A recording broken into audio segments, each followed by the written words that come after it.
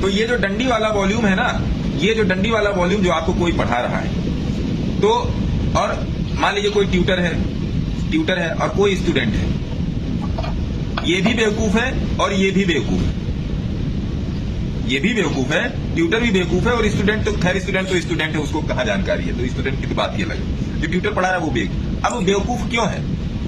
किसी भी प्राइस की विस्कोसिटी उसके स्ट्रेंथ के साथ नापी जाती है, किसी भी प्राइस की विस्कोसिटी उसके स्ट्रेंथ के साथ नापी जाती है, और स्ट्रेंथ की विस्कोसिटी नापी जाती है WM में से।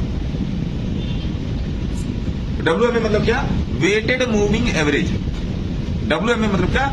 Weighted moving average. EM में मतलब क्या? Exponential moving average. एक्सपोनेंशियल मतलब जो प्राइस को एक्सपोज करके दे, इसलिए एक्सपोनेंशियल मूविंग एवरेज हम लोग हाई फ्रीक्वेंसी पर यूज करते हैं, हाई प्राइस नोट देखेंगे।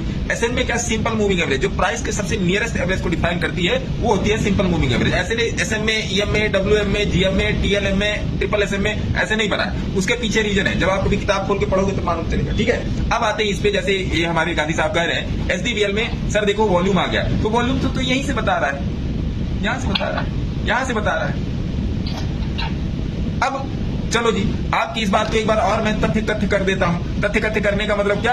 अब चलो RSI हटा देता हूं, अब आ जाओ जी यहां पर लगा लो सबका बाप बोलिंजर बैंड, BB है ना, सबका बाप बोलिंजर बैंड लगाओ यहां पे, बोलिंजर बैंड ये आपने लगा लिया। बोलिंजर बैंड आपको 109 रुपए से ही बोल रहा है कि भैया इसको बाई करो, बाई करने का।